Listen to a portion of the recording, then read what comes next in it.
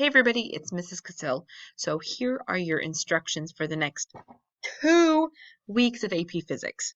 It is AP testing season. It has begun. Good luck to all of you, whether you're taking our exam or not.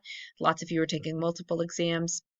Go to bed, drink water, eat healthy food, play outside a little bit, crush it. You can do it, okay? So here's what your assignment is. For the next 2 weeks, you'll notice it says due Friday, May 22nd. That's not this Friday, but the following Friday. You have this movie physics project that's due. This is something that I used to assign over winter break. It's really fun. I don't know if Mr. Mortensen did it with you guys this year, but it's a really nice thing to do, and I figure this is a perfect time for it, even if you did do it already during winter break. So when you go to your modules, here's what you'll see. So module D, it's all, now that I just opened this, I realized it's probably going to be locked for me, so I'm going to have to start this over. But I'll go over the basic instructions for the assignment, okay? So first, this is Lord of the Rings came out when I was in college studying physics, and this was a movie scene that just bothered me beyond sanity. Like walk out of the movie theater kind of bothered me, except I had lots of popcorn to eat, so I stayed. So movies are full of this, right? They utilize science and technology all the time to make exciting action occur, but quite frequently that science and technology is very different than reality. So that's your job. You need to pick a movie scene or a TV scene and analyze the physics in that scene and determine, is it good physics or not? So, the basic components of this assignment, there is a written analysis of the scene, including diagrams that you'll turn in. That can be a Google Doc. You could handwrite that and turn in screenshots of your notebook.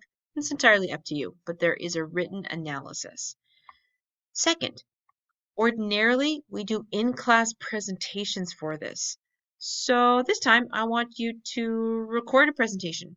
You can do it with lots of different apps, okay? So there's all sorts of things that you can use to record your presentation. It doesn't have to have your face in it, like I put my face in the corner of my videos. It could be that it's just your voice while there's slides going by. It could be that you've got your paper notes, the picture that you took of what you wrote down, and you're talking about it in the background, or you're showing it and waving it and recording it like that. It's entirely up to you, okay? The quality of your video is less important than the quality of the physics that's involved. You'll actually rate your movie like how movies get a rating, and I think it says physics ranking right here. I need to change it to say physics rating, typo. So you need to rate your movie so that we know, is it good physics? Is it pretty good physics? Is it physics that only a 13-year-old would go, okay, I know this isn't real, and otherwise might be persuaded and misled. And then you're also going to watch and comment on one other person's presentation. So once they're turned in, I'll assign you one other person's and you'll peer review that presentation, okay? Uh, you won't miss each other. So this is a way for us to check in and share and collaborate. So the rest of this page is a description of what your analysis needs to include, and then also what that presentation needs to include. The basic schedule, right? Your written analysis and the recorded presentation are due Friday, May 22nd. After that, the peer reviews will be assigned. And so your peer review, oh, look how funny. They all say 1, 1, 1, 1, 1. That's hilarious. Will be due Friday, May 29th. So that is the timeline for this assignment. This will take place, the peer reviews, while we move on to our next unit. Further on this page is an explanation of the rating system that you'll use to rate your movie scene. And then here's a sample. I didn't write this. I took this from the interwebs, okay? So this is an example that I found from somewhere else, okay? So it shows you the depth of calculation that's required. You do not need to go into some insane angular momentum and conservation of energy explanation based on the forces involved than the area under the curve. You can take what physics approach you want. All right. So this is an example that you can look at. I'll be honest with you. I'm a little tired of seeing the movie Speed. I'm a little tired of seeing Spider-Man, the scene where he stops the train. Seen that one a lot. What else have I seen a lot of over the years? There's others that come to mind.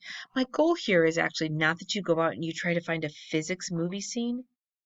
I want you to watch a movie, watch a show, watch something that you're going to enjoy, and then put your physics hat on for 5 minutes or less of that movie. Okay? So it doesn't matter to me if you're watching Finding Nemo.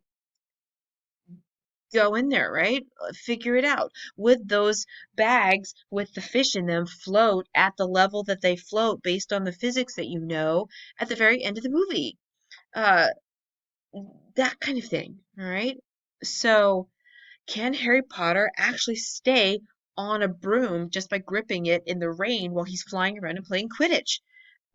Pick a movie that you want to watch. Pick a scene from a show that you enjoy watching and think about the physics there. You don't have to impress me with a physics related scene. Watch something you want to watch. It's an opportunity to relax and do a little bit of science at the same time. All right. Good luck, everybody. Can't wait to see what you do.